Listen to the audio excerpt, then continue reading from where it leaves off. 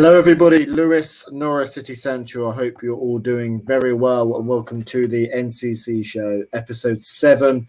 And it's a very interesting one to talk about. This one, Doeke, of course. How are you doing, my friend? Besides the football, of course. Besides football, I'm fine. I'm good. Then again, I think my emotion is purely based on how Norwich do it the weekend. So it's just not great. It's not great. It was a really messy one, mate, wasn't it? It was a really messy one. Hopefully you're all doing well. To everyone joining the live stream, I hope you're doing well. And if you're watching on catch up, please feel free to leave your thoughts down below in the comments. But yeah, let's get straight into it, Doeke. The Watford game was a massive one. Of course, Norwich City have lost their first 4 games, but there was always excuses coming out, whether it was the quality of the team or the transfer window not being done. International break as well. Lots of excuses coming out, which is fair enough. I think they're perfectly valid. But Norwich were going into this game losing 14 straight Premier League games, and I think it's valid to say that Norwich City have lost 14 straight Premier League games. I think you should be looking at those last 10 Premier League games because Norwich could have survived, relegation if they really put the work in. Or given it a good go. So I think that 14 straight Premier League game is valid, and you're coming up against Watford, a team who finished below you in the table, and just really, really disappointing the result, but also the performance as well. Yeah, no, fully agree. And Farke coming out in a press conference before the game, one saying it's not a must win, and then attacking the fans basically for criticising Teemu Pukki and Lucas Rupp's recent performances where they haven't been up to standard. When the fans have been there to back the club, whenever they've been slandered online or on radio from pundits, and the fans have always been there to back Norwich, and the club then attacking the fans. I don't know. It didn't sit right with me. Daniel Farke attacking the fans like that and saying, "Oh yeah, you don't criticise Lucas Rupp. You see him in training every day. You'd understand why he starts." But training and 90 minutes on a football pitch in the Premier League is a completely different. Yeah, definitely. It doesn't make sense. Yeah, there's lots of strange stuff, and I think we can get into that Daniel Farke press conference now before we start against Watford, because it was certainly a very interesting one and one of his more memorable ones. I think we've got to start this by obviously saying that, of course, if Norwich City have won the game, we wouldn't be talking about Farke's press conference, and it'd probably be a mastermind thing. But in isolation, what did you think of that press conference? Because from my perspective, it just felt so wrong. I think criticism is valid, and I think everyone you need criticism. The club have come out and say Tom Tribal, Mo Leitner, Marcus Stuperman, Mario Rancic are all not good enough, and I think fans have got every right to comment on how the team are doing, particularly when we've lost 14 straight Premier League games. I think that criticism is valid, and I think the club have always come out and defended criticism. And I remember, of course, that TalkSport incident a few weeks ago and how passionate the fans were about that, and I remember Daniel Farke didn't really have too much comment about the TalkSport incident, and seemed to certainly a lot more riled up by some fan comments when we've lost 14 straight Premier League games. What did you make of all that Daniel Farke press conference, and were you surprised by it? I was very surprised. As fans, we pay very, very good money to watch these players play week in, week out, following home and away. Out of everyone that is involved with Norwich City Football Club, the fans have the most right to critique the players, because we actually pay our money to go see. Farke gets paid. All the coaching staff, they get paid. All the stewards, they get paid. The fans have to pay. And they have the biggest right to criticise players as it goes, in my opinion. When Lucas Rupp hasn't been up to standard, we're going to voice our opinion. We're not going to sit there and be like, he was all right. Teemu Pukki hasn't, scored from the spot. Apart from that, what did he do? He scored yesterday. What did he do? We're allowed to critique players, and Mark is saying, "Oh, don't critique them." Well, show us that they're good enough. Put a team out there that's going to show us that they're good enough. Because yesterday, was it? I get the sentiment behind it, to be honest, with what Farke is saying. I mean, I think that, but you've got to be able to be critical of players. That's how you strive forward in football and in life as well. And I think that when it's done in an abusive way, I think that obviously when it steps the line, but I don't think there's really been that much abuse. And I think for the first 4 games, the fans have turned out, sold out Carrow Road every single game, a good away support as well. I think that, the fans have come out and supported the club. And look, when a player steps on the football pitch, and if you're going to immediately boo one of our players, that's where it crosses the line for me. I don't matter, as soon as that first whistle goes, I don't matter who playing, you've got to be able to support them. But I really don't think it's been a toxic atmosphere. So that's what surprised me most about the whole situation. No, but I reckon that could turn very, very quickly. I think the toxic, depending on the next few games, I won't get into it now, but depending on the next few games, the results of those, I think the atmosphere could turn very, very toxic. But you are right. There hasn't been toxic atmosphere before that press conference. And, alarm bells started ringing after that press conference. After the comments that Farke made, you could tell a few fans, the alarm bells were ringing because I think from that press conference, where I could tell Farke seemed under pressure. He seemed under pressure. And I don't know how he's going to cope with it. We haven't seen him in this position before, where he's had all the tools handed to him and he's now got to build a house, and now he's struggling to build a house. You know what I mean? He can't finish it in time and stuff like that because he looks like a man who's trying to fight for his job. Yeah, definitely. I think,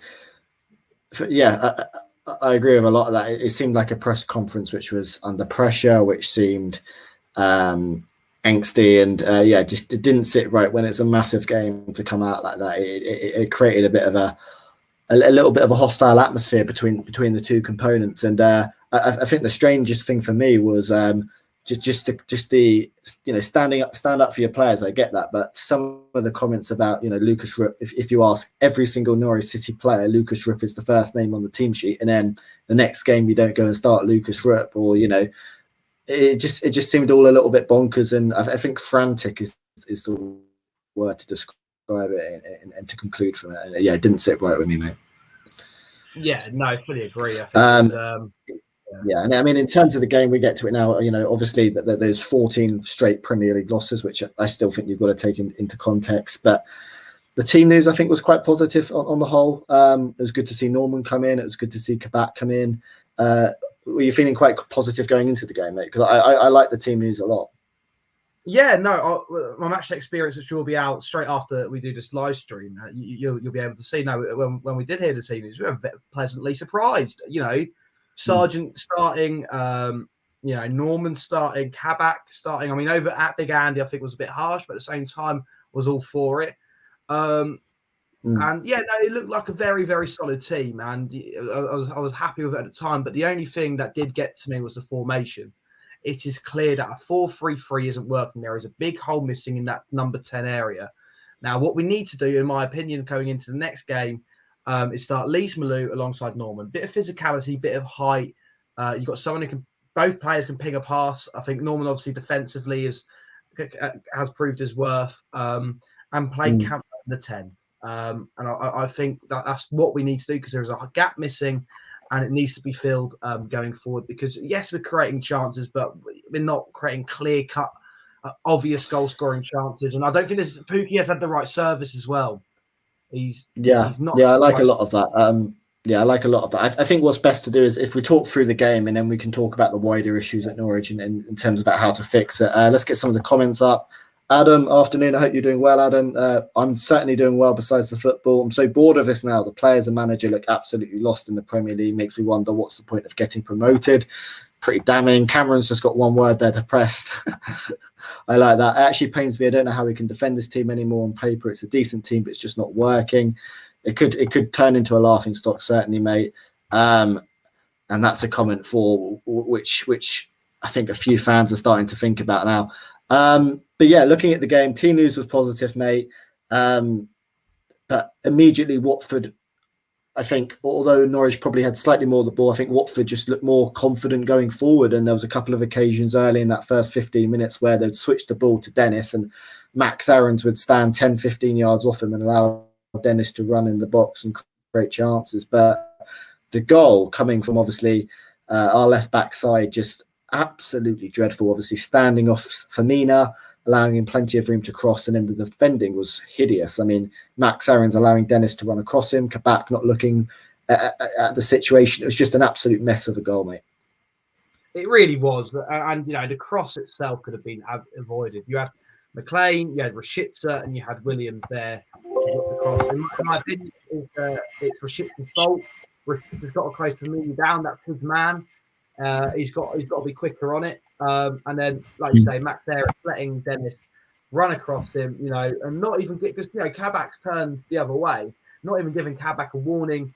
Dennis is there, and there's no communication in the back line. Kabak doesn't know. Dennis rises highest, and beats. That as well. That's poor. Yeah, I mean, Kabak of his size, he should be marshalling off. Dennis there. I mean, it was a really poor goal to concede. It was just, it was awful. Yeah, really poor. I think Norwich then had parts of the ball started to play, but never really created a clear-cut chance in the first half or the whole game, really, besides the one moment of, I think Watford was starting to grow in the game, and then Norwich had nothing, score a really, really good goal. And we've spoken about Teemu Pukki and in terms of who should we be playing up front and how to get the best out of Pukki. He thrives off staying on that last man, and it was a really nice goal. It came out of nothing, really beautiful ball over the top from Norman, and a vintage Teemu Pukki finish, which was nice to see Pukki score an open play goal and Norwich to score an open play goal as well, mate. Especially in the Premier League. That's been since I think I want to say July 2020 was the last time I scored an open play goal. One year against Watford, wasn't it? Yeah, again. It was really, really well taken goal. Matthias Norman, providing that bit of brilliance to just clip that ball over the top of the back line, and Pukki doing what he does best. And now you can see if Pukki has that service on a regular basis, he will gobble up chances like that. Absolutely. He will prove that he's a double-figure goal striker a season. And this is where my argument comes in, why we need to play a 10. You look how many times we've played a 10 in the Premier League previously. That could actually play balls in behind, provide opportunities for Pukki, because we barely had a number 10 that could do that last time in the Premier League. But you look in the Championship when we had that number 10, and you see how Pukki thrives that on that last man, someone who was able in that position to, get Pukki in behind, and a lot more times than what we have done in the past 5 games. And Todd Cantwell is a player who I'm screaming out for in that position, in that number 10 role, to do that. Someone with a bit of creativity, bit of spark, and like I've said many times on this podcast, that he is a player that can create something out of nothing. And Matty Norman did it, and done it brilliantly. And like I say, we need someone who can do that on a regular basis now in games, and that can create Pukki the amount of opportunities he does need to score. Definitely. I think what we've seen from Pukki is we know he's still an excellent striker, but just like any strikers in the Premier League, you've got to play to their strengths. And I think what we've seen from the kind of the opening 4 Premier League games is we haven't really done that. But if you can get Pukki on the last man, we're going to create chances for him. If we play a style of football where we're swinging balls into the box, Pukki's not going to score a Premier League goal this season. But if you play where he's on the last man, then that's how you get the best out of Pukki. And as you say, I really like that suggestion from you, having a number 10 in there. That's how so many of Pukki's goals have been scored. Buendia threading through balls in the centre of the pitch, creating overloads in the middle of the pitch. Marco Stiepermann, someone who allowed Pukki to have that extra space. Having that space in the number 10 is key. And someone who could potentially do that is Josh Sargent, who I thought was one of the few positives to come out of the game. Started on the right wing, but never really played there. He kind of sometimes drifted into that number 10 role, particularly in the first half. Also went up top as well. I really like the look of Josh Sargent. In that number 10 role, could he thrive? Because I like the look of him. Not for me. I don't think he is. I think the space he was creating in that first half was good. And I think if you have Pukki and Sargent, I think that's a combination that can work really well. It is. I'm not disputing that, but I think we need someone who's got that creative flair about them. Josh Sargent, not to say he hasn't, but I think Josh Sargent is more of a number 9, where he's going to absolutely run out defences and score goals. Right away, Todd Cantwell is going to create those opportunities for the strikers. But no, I'm not disregarding that Sargent can't do it. I think I prefer Cantwell in there, and I'd personally prefer to start Sargent up top over Pukki. But that is my own opinion, I guess. I think we can. What we can both agree on is that 4-3-3 is not working at the moment, and you need some pocket in the middle. But this is what I was thinking, mate, because I thought after the first half against Arsenal, it was relatively well, and I was surprised to hear like a lot of people around me say they was really disappointed with the first half against Arsenal. I thought we did relatively well, and I saw quite a lot of people on Twitter who were quite positive about this first half. I wasn't particularly positive about this first half. I thought we had control here and there, but I thought every time Watford were going forward, they looked deadly. I think, towards the end of the first half, Sarr had a couple of really good opportunities. My own assessment was of the first half, and it, obviously happened in the second half, is that just every time Watford came forward, we looked completely exposed, particularly out of transition. What was your kind of assessment of the first half, mate? Yeah, near enough fully agree. I think there was definitely moments in the first half where we did look good. We did look on top. But again, they were just moments.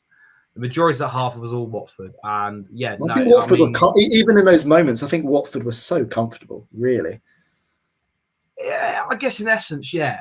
But no, they were. I think Watford, like you said, they near enough controlled the game for the full 90 minutes, apart from the goal that we scored. And I still can't get over the way how we conceded the goals, though, and and the manner of how he played out. There was moments in that first half, especially, where no one knew what they were doing. None of the players knew what they were doing, and you look to the manager for a bit of something to tell them where they're going, tell them what they're doing, and let them be on their way. He sat on his fucking arse the whole time. What's Farke doing? Is he that comfortable in his job? He doesn't care if we get relegated because he knows he's going to have a fucking another chance to have another pop at it again. There's a different narrative around that. There's a different narrative. We can't have the same narrative like we did 2 years ago, mate. And yeah, it's definitely going to be a big topic of discussion. This at an overall level. Yeah, definitely, mate. Cameron. What's a 4-3-3 going to do for Pookie? He doesn't thrive with balls in the box. He thrives playing on the line of defence, not enough balls being played in behind. Yeah, I completely agree with that. I mean, we're getting to the issue of what Norwich need to change going forward, and I think that system is going to be a big part of that discussion. But against Leicester, I thought, the probably most positive period was the start of the second half, and against Watford, I would say that's probably the same as well. The 45th to 60th minute. Didn't really create any clear-cut chances, but I think we started to have control. There was one clear-cut chance where Pookie and Side had a good bit of interplay in the Watford penalty area. But what really disappointed me there, we've sung Pookie's praises slightly to say, he hasn't had the best opportunities. He hasn't really been given the chance. He's been isolated up top, but this was an ideal opportunity for him. Do you think so? I thought it was a little difficult. I thought he came at him a little too hard. No, if he hits on his left, that's a goal. If he hits on his left foot, that's a goal. And he's trying to take a touch, put it on his right, and the chance is gone. Yeah, possibly. I think we saw that a couple of times against Arsenal, didn't we? Where he was a little bit you're just telling him just to hit it first time, Yeah, but that's the thing. Do our players have any confidence? Who's inspiring these players with confidence? Who's trying to get them going for games? Because if they're lacking confidence, surely you're looking at the manager now like, well, hang on, fucking spur these boys on a bit. You can see they're lacking something. It's just the same old story of 2 years ago, Lewis. It really is. It's really following that same narrative now. Well, what is it? What is it in particular, which is the exact same as 2 years ago, in your opinion, mate? We just look out of options. We look out of ideas. We look out of our depth. And we're just capitulating every single game. We don't look. I hear this all the time about competing in this league. Compete. We've got to be better. We've got to be better than teams that we face, especially teams like Watford. No disrespect to Watford, but they're going to be in and around the relegation zone. Same with us come the end of the season. We've got to beat them. And putting up a performance like that, we're simply not going to do it. Yeah.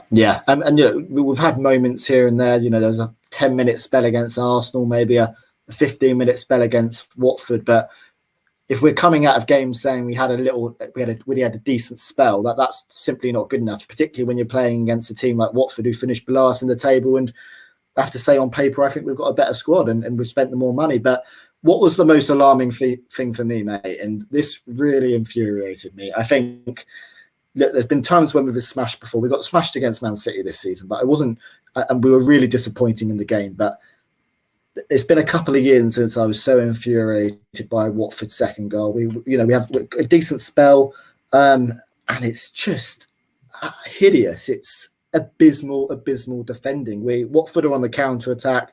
Norwich players are strolling back here and there. Who is it? I think it's Josh King just makes a run in behind.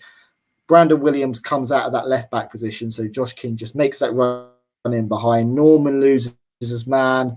Just a simple run in behind, and then still in that position, Norwich have got 5 defenders in the box up against the one Watford man, and Josh King, just comes across Grant Hanley, and it's just abysmal defending from every single one of them, and it's the type of defending which you don't even see in the Championship. It was just absolutely horrific, and I don't know who you blame for that. I mean, you obviously blame the players, you probably blame the system as well, but it was just go for it. It was just a hideous goal to concede, particularly after having a decent start. Who don't you blame? Who don't you blame? Players, the manager, they're both to blame.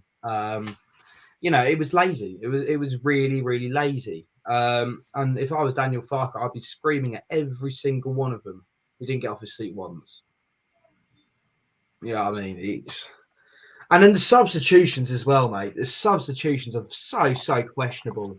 You take off your best outlet in Josh Sargent for Christos Solis. I can understand it. I can understand bringing Christos Solis on. I would have taken Teemu Pukki off, and I would have brought on Solis and put Sargent up top. Play 2 quick wingers with a striker who's going to be, looking for headers and looking for stuff in the box in Josh Sargent. And then taking Matthias Norman off. Yes, he was tiring. Yes, he was partly at fault for that second goal. But the game he had, you could see how much a CDM done for us, and you can see how important it is for us. So if we are going to take Matthias Norman off, which I think we should have, yes, because he, like Cameron just said here, but bring on a CDM, bring on someone who's going to actually make sure that we're still not, we're not going to be as open as what we were after that second goal. Bring on Jakob Sorensen or someone. Yes, I know it's not an attacking change, but there's no point going all out attack and just allowing Watford to have the free runs at it and taking a chance that Krul saves it in the end, which is what we did. And that's it. Ideally, in an ideal world, you'd have all your attacking players on, but football doesn't work that way. You need balance, and I agree with a lot of that. But what was just most alarming for me, mate, is regardless of all these substitutions, what I was trying to tell myself is, what are Norwich actually trying to do here? Are we trying to get past the last line? There was literally no rhyme or reason to what Norwich were trying to do. Watford closed the space as well. Despite having the quick wingers on the pitch, I don't think we beat a man once. I just don't know what Norwich were trying to do from an attacking sense. And we've seen that so many times where there's just not this. And I think it happens quite a lot when Norwich go a goal down or go, particularly in the second half. There's no rhyme or reason to what we're trying to do. Like, what was our playing style in that second half? Did we create a decent opportunity apart from, as you say, maybe that Pukki one? No, we didn't. We didn't look like scoring, mate. We didn't look like scoring. We didn't look like scoring. And I think, and obviously the third goal as well. What was McLean doing there? It's lazy. It's lazy football. Like, you can't excuse it. And then the defending for it as well was absolutely horrific. Krul makes a really good save, and nothing he can do about the second. Tim Krul, again, probably one of the only players that can come out of his head held high, because he actually made some really good match-winning saves.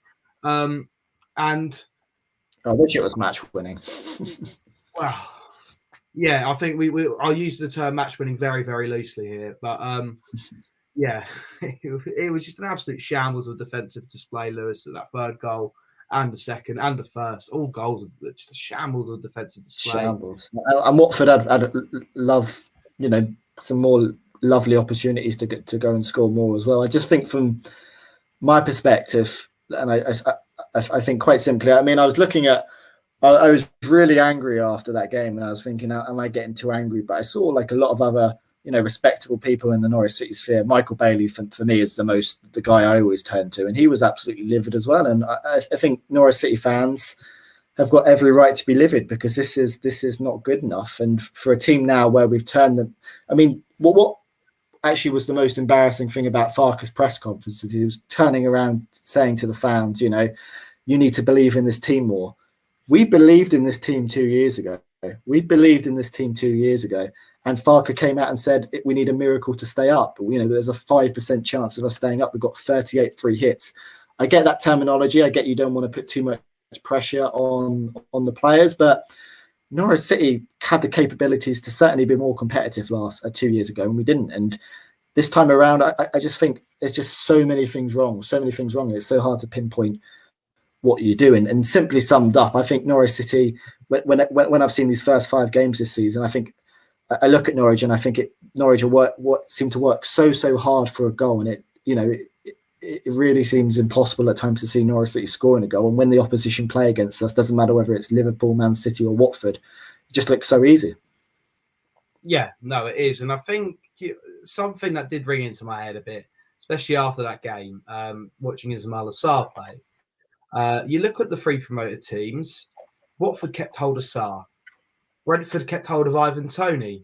We sold Buendia at the first chance we could. Now, I don't think we were ever going to keep him there, mate, were we? Maybe not. But as a club, I think I said this as soon as we sold Buendia. We shot ourselves in the foot this season before the season's even started. Had a great transfer window now. We've got the tools in sort of to replace Buendia, but yeah. To be honest, though, mate, I get that. It was a brilliant. We're missing him. We're missing someone to thread those balls into Pookie. He's that man that we've relied on for 3 years to do that, and he's done that brilliantly. And we're missing someone to do that again. Yes, it's a complete wrong system. I get that, but we are missing him. I get that, Doeke. Of course, we're missing him. He's one of the best Norwich City players we've seen. But and of course, he offers so much going forward, and he's got that defensive tenacity. But let's not forget, Emi Buendia was part of the team who finished with 21 points last season. And I know Emi Buendia is a completely different player to the one 2 years ago, but we were still terrible 2 years ago. And would Emi Buendia, would we have won that game with Emi Buendia with that system? No. I think, yes, he's got this individual quality, but it's he's not going to be able to stop those 3 goals. No, not with that system. I'm not saying that, but if we had Buendia, we wouldn't be playing the system, would we? Yeah, and I think this is part of it. Our team is just so different in every game, and if we don't get a point to an Everton team, I mean, they're certainly really worrying. In terms of player ratings, I mean, Tim Krul was the best one at the bat, the best one. What did you make of that back 4? I mean, not too many compliments to say, really, have you? Brandon Williams, will give him a 3. Kabak, give him a 4. Hanley, I'll give him a 3. Max Aarons, I'll give him a 2. Really? I thought Max Aarons was absolutely disgusting yesterday. I thought he was disgustingly awful. And that's being generous. That's me being very, very generous. We can go into a massive debate about Max Aarons. I mean, it's not probably the conversation this time around, but of course, when you're 19, 20 years old, there's so much potential to grow, and your price tag is ridiculous. But I have to say, Sam Byram is a better defender than Max Aarons. Maybe not going forward, but Sam Byram was simply a better defender, and that's being honest, in my opinion. The midfield, mate, I think Norman was probably maybe the pick of the bunch out there. Yeah, I'll give Norman a 5. It would have been a 6 if it weren't for that goal. Obviously, got the assist. I think a 5 is fair. McLean, I'll give him a 3. Drifted over to the left back position way too much. Left a big hole in that midfield. It didn't look great. And then Billy Gilmore, I'll also give him a 3. Just disappeared this game. He's a luxury player. He's not someone we can really afford having at the club. Well, I think that's harsh, mate. I think the quite simple thing is that with the system, I mean, the 4-3-3 is meant to give us a more solid base. It's meant to give us a more solid base.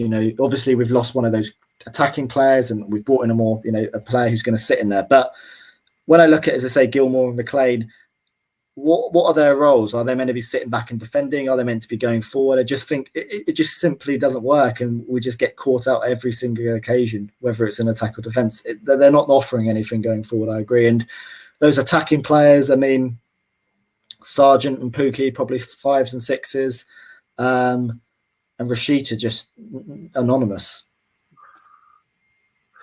Pookie are 5 and 6s. Pookie got a goal. Pookie got the goal, mate. He got the goal. It was on a plate. Well, we've seen players missing before, mate. Saar missed a one-on-one. He scored his goal. We got Tim Krul and goal. They've got a GoPro merchant. I'd give Pookie a 4. I'd give Sargent a 6, and I'd give Rashitza a 3. That's what I would. And off the bench, I'd give Cantwell a 2, Zolis a 2 as well. God. I mean, but yeah, I get those comments, but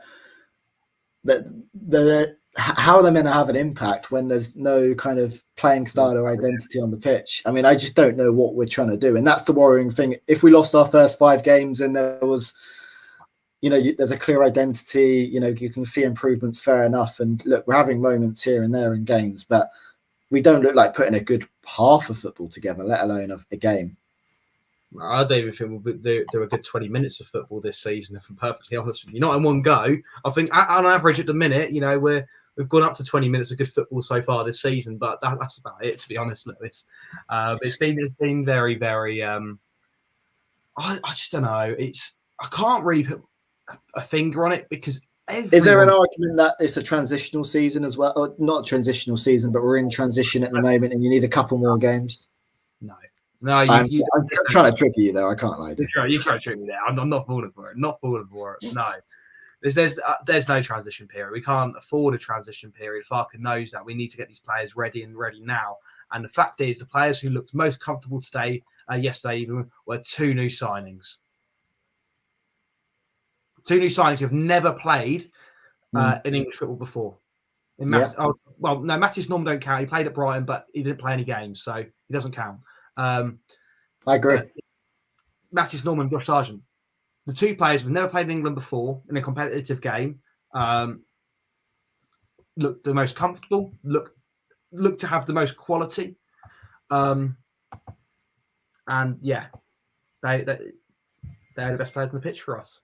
So I don't think there's an argument for it being a transitional period or anything. I think we've got it's a 38 game season. We've now only got 33 games left. We need to start picking up some points somewhere. You look at Watford, you look at Arsenal, who are down nearing the bottom of us. Same with Wolves.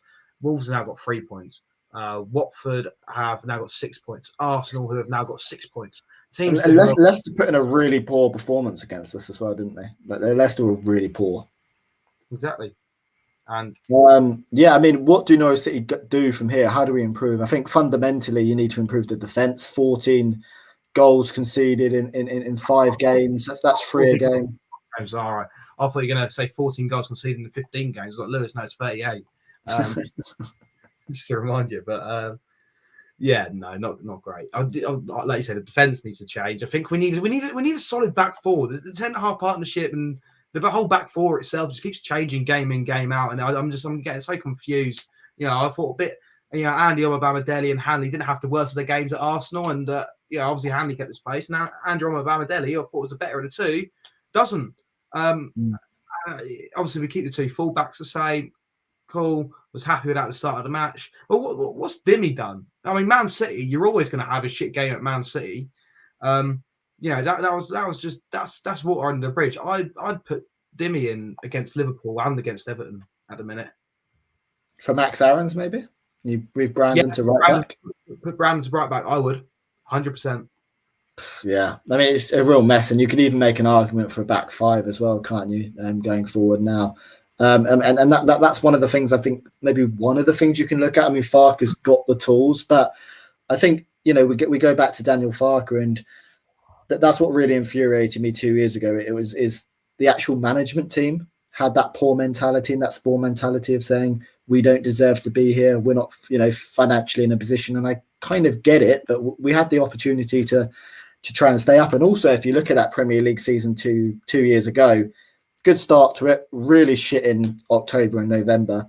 But December and February, we were properly competing. It's not a stat you want, but no team had dropped more Premier League points in a single month than Norwich ever in December. And, you know, a lot of those games we were competing, draws to Arsenal, Tottenham, Leicester. Yeah, and obviously two losses there where we were ahead against Sheffield United and Wolves. And, you know, on another day, we could have picked up 15 points in those games. Yeah, and I mean, and obviously we were probably, you know, up until the lockdown point, we still had a small chance. But you know, this mentality and this narrative have got to change, because I think Farke, as we said, he's got the tools, needs to use them, mate. Needs to use them, and I think it's fundamentally on him at the moment. You can't blame owners, you can't blame the sporting director. I get we lost Buendia, but we've replaced Buendia with 3 players of quality, you know. And I think that we're looking at it as if we had another manager in charge at the moment, we'd be getting more out of these players. Yeah, I believe so. And for me, if Tuesday is a bit of a nothing game, but if we lose it heavily, you know, I'm going to start swaying to the Farke outside. If we lose then on Saturday, I'm Farke out. Already, wow. I guess the question is, Saturday, I believe. I mean, I guess the question is, how much time do you give it before you say that, you know, we need to stay in the Premier League? You know, how much time do you give it? Right now. Yeah. Right now. We need to stay in the Premier League, Lewis. We've spent so much money. If we go back down, I don't know how are we going to financially cope? Because I think I mean, probably, yeah, but we're going to lose a lot of these players, and I think we'll struggle to then go back up again. Now, we'll lose Max Aarons, we'll lose Todd Cantwell, we'll lose Zolis, we'll lose Rashica, because they're too good for us and too good for the Championship. And I think you have to look at it as well as what is really hard about the Farke situation is that he's been absolutely exceptional in the Championship. You know, 2 title wins. He's one of our, you know, great managers of our lifetime because of what he's done in the Championship. But for whatever in the Premier League, he's just in-game tactics just completely out of it. And we look at Daniel Farke, and when he came in, his role was to get us up in the Premier League and stay there. And, you know, he's had one bite of the cherry. You know, if Norwich got relegated, I'm sure Farke could do great things in the Championship. But his role is to try and keep us in the Premier League. And if he can't do that, do you then go around and say, you know, thanks for the opportunities, but your time's up? And I mean, I wouldn't wait around to the end of the season, Lewis. If we lose quite considerably or at all against Liverpool's B team, you know, alarm bells will carry on ringing for me. And you know, if we lose on Saturday, Lewis, and just put in the absolute dross we have done over the past 5 games, I understand 4 of those 5 games we were not expected to win, but the game just being, you know, again, we showed exactly what we showed in the previous 4 games, just absolutely no fight, no passion. We look spineless, we look toothless. And if we show that again on Saturday and nothing's changed, that's clear for me. He's got to go. If he's not changing things after the absolute shit show we've seen, then how on earth can you back his corner now? Because we want to stay in this division. As fans, we pay good money to see us compete and try and better teams to stay in this division. So I think when you look at it as well, you look at Brentford as well. Norwich City, how many points did we finish above Brentford? What, 15, 20 points? I don't even know, 20 maybe? And Brentford they've spent a little bit of money, but nowhere near the same level as us. And Brentford have just gone to Wolves, beat them 2-0. They beat Arsenal 2-0. Brentford have taken to life like a duck to water. Leeds taken to life, you know, like a duck to water. And as Norwich fans, we just want to see a little bit more. Not a little bit more. We want to see a lot more than this, because it's a shambles. And as I say, that it's not just one thing. It's defensively, going forward, just so many issues. And how do you solve it, mate? Well, we've taken life in the Premier League like an elephant in the sky. Just drops, keeps dropping, and it's over. That's what we've done. God. Well, the thing is, Lewis, I just don't know where to go from here, really. I think obviously you've got to change the formation, and I think that's the first thing we've got to do. And you've got to play the right people for that formation. Like I said, I think I've spoke through what team I'd play on Saturday. I played Crawl in goal, back 4 of Omar Bamadeli, Kabak, Brandon Williams and Giannoulis. I dropped Max Ayres, I dropped Grant Hanley. They were very, very poor. A midfield 2 of Lees Malou and Norman. Centre attacker midfield, Todd Cantwell. The 2 wingers are Rashica and Zolis, and up front, Josh Sargent. I think that's our best team available to us. I think there are players that have performed, shown us what they can do, or deserve another shot where they maybe haven't shined previously, but we know they can offer more than a player who's played poorly in the past 2 games. But I think, yeah, for me, that's got to be our team. I think obviously someone put in the comments section that Pickford, Richarlison, Calvert-Lewin, all unavailable. Their attacking outlets are unavailable. Sorry, obviously got Damari Gray, who looks really good, and Andros Townsend looks really good since coming into Everton. But their main outlets in Calvert-Lewin and Richarlison are out. Their goalkeeper in Pickford is out. Right, let's take this opportunity. They've got players out now. Let's get at them. Let's prove to people why we should be in the Premier League. We've just backed the club 4 weeks ago, saying, "Oh yeah, we do have sporting integrity. We do deserve to be in the Premier League." The fans did that as well. Exactly, that's the fans that done that. We backed our club, and our club's just gone and said, "Oh yeah, do you know what? We're going to prove these pundits right and show that we don't have any sporting integrity." Yeah, yeah. I don't know if Farke does have sporting integrity. If I'm honest. Does he care about Premier League?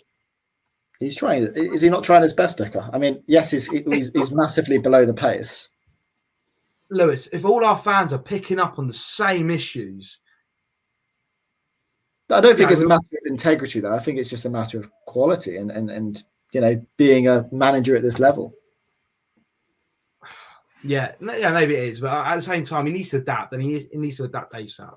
Yeah, I agree. I'd love to hear your guys' thoughts in the comment section. I mean, if you're Daniel Farke, what on earth do you do to change this? I think Doeke, you picked up on a lot of really good points. I think for this Liverpool game, it's crazy to think we beat Bournemouth 6-0 in the cup, but that came from a terrible Bournemouth team and obviously Norwich, having a good day, I guess. But fundamentally, coming up against Liverpool on Tuesday, Liverpool are going to play their B team. There's going to be no Salah, Mane, Jota, Firmino, Van Dijk. None of them are going to play. And it offers a good opportunity for Norwich City to get some confidence. And I would actually try and play as strong team as possible to do that. And against Everton, I mean, insanity is repeating it yourself over and over again. And I honestly don't think look, Billy Gilmore, Lucas Rupp, I don't care who it is in there. You have to change the system. You have to change the system. Because if we continue playing with this 4-3-3 where the midfield is completely non-existent, we look terrible at a transition and we're not defensively solid, we will lose this game. It's as simple as that. And I agree with a lot of it. I think you need a changing system. I think go back to the 4-2-3-1, which has worked so well for us over the years. Back four of crawling goal, back four of I mean, you could pick any of them in there, couldn't you? I'm not really sure. I think you could have some quality play, individual quality in there, but it doesn't matter if the system's not right. It doesn't matter. So I'll probably go Aarons, Kabak, Gibson, Giannoulis. I mean, as I said, I don't think it really matters who's in there as long as you change the system. 2 midfielders of Norman and Pierre-Lise Malou. I like that. I think it gives us a bit of physicality. Drop Gilmore, drop Kenny McLean. And then that midfield 3, Cantwell on the left, Zolis on the right, and maybe Josh Sargent in the number of 10. I don't think Rashica was particularly that great against Watford, and I think Sargent and Pookie could be an interesting combo with Pookie up front. But as I said, I think you can have a whole host of players in there in those defensive positions, but if you don't change the system and if you don't just instill a bit of defensive, bravery and resilience and effort and quality and all those words, then you're not gonna do anything this season, are you? No, I'd take a completely different approach to Liverpool. I'd play players with a point to prove. So I'd start with Angus Gunn in goal. I would at left back Giannoulis, centre backs Omar Deli and Ben Gibson. With I think Barley Mumba is fit. I think he's back in team training. He's back fit. So I'll start Barley Mumba at right back because he might put on a performance against Liverpool and be like, all right, hello Max Aarons, you've got competition now. The 2 midfielders I'd start would be Jakob Sorensen and Lees Malou. because I think Lees Malou was unfairly dropped, personally. And then on the left, Christos Solis. In the 10, Lucas Rupp. Everyone's favourite. Everyone's favourite. I know this is gonna, but I think that's where he performs best in that number 10 role, where we saw him in the Championship. That's where he performs best, not on an 8. On the right, I'd play Kieran Dow, and up front, I'd play Adam Eder against Liverpool. Would you not argue that's a bit too weak, though? Would you not argue that you've really got to try and go at Liverpool here? Because these are players that are going to have a point to prove for their place at Everton, which probably tells me they're going to probably try a lot harder than the team that just played Watford. Yeah. So that's my thought process behind it, if I'm honest. So yeah, maybe even start Todd Cantwell. I don't know. And maybe play down and 10 and start Todd Cantwell out wide. But yeah, no, I personally think we need to play players who have been dropped or are fighting for a first team spot, because they're going to be the ones that are going to show a bit of grit, show a bit of fight. And yeah, if we do lose to Liverpool, at least we can maybe go out of it saying, you know what, we actually put an effort in, we actually put a bit of fight in and played a different system, and it almost worked. I want to come out of there saying that rather than, oh yeah, we lost, we're shit, we're going down, Farke out. Yeah. Yeah. I fundamentally, as we spoke about, need a changing system, a bit of identity going forward, but just defensive, resilience. I honestly don't think, even if we had a top class centre back in there, I don't think it would make a difference to our defensive record. I just think we need to be solid, don't we? Solid, simple as that. Yeah. Anything else that we need to change going forward? The manager may be in 2 games' time, but I'll have to let you know on that one. No, what do we need to change? I mean, if the club can pay for my travel up to Everton, that'd be great. How much is travel, by the way, mate? Well, also I'm travelling from London. I've had a look this morning with a rail card at 60 quid. So I'm tempted to drive up to somewhere near Stoke, get a train from there. Again, it's just a journey that I don't want to do, because if we're going to lose, it's just going to be painful, especially because I'm going on my own as well. It's going to be horrible.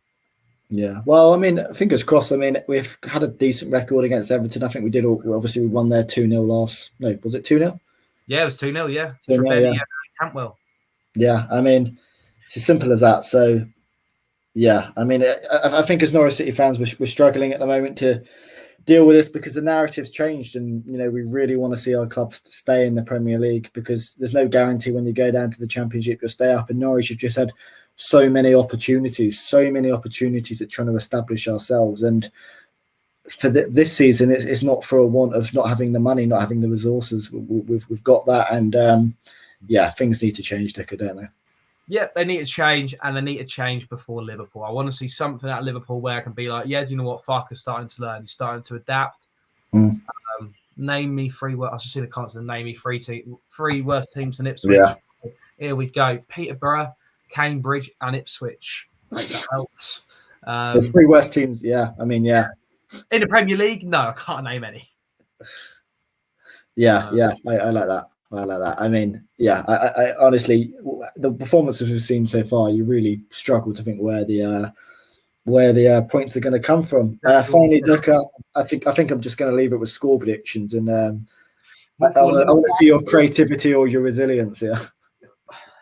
Liverpool, we're going to lose 2-1, but I think we'll put up a bit more of a fight. We'll score a goal. We'll show a bit of fight, and Farke would have changed up the system.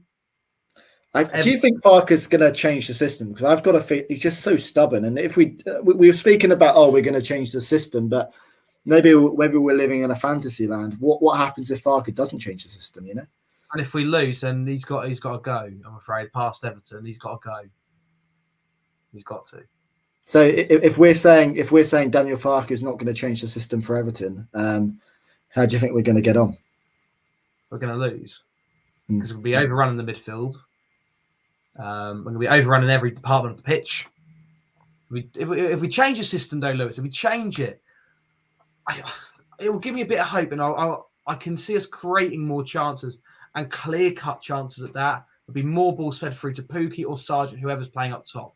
There'll be a lot more flowing, attacking, progressive football. And maybe defensively we'll have that extra bit of cover because we're playing two sort of holding midfielders in the sense with Lees Malou and Norman. Obviously, Lees Malou does have that license to maybe join the attack slightly, and on the defensive we've got 6 players back then rather than 5. I think overall for me that's got to happen. We've got to stick with what we know. Remember, this team knows a 4-2-3-1 better than a 4-3-3. But yeah, that's it. I think we're gonna wrap it up there. I think, Doeke, I want to end though with one positive. We need some positives. What happened on Saturday that you can come around and say, oh, that was a positive? It doesn't have to be football related, but just what was a positive, mate? I stayed sober for once at football, but that's probably a negative because I had to see the absolute shit show and remember it. So yeah. That's a nice way to run it up, and I think things need to change because Norwich are quite clearly the worst team in this division by a country mile at the moment. Doeke, pleasure as always. I'm looking forward to seeing your match day experience. Obviously, your link is in the description, and thank you guys for watching. It's been a pleasure to see all your comments come in, and hopefully we can be back and talking about positive results against the Merseyside teams. Thank you for watching, guys.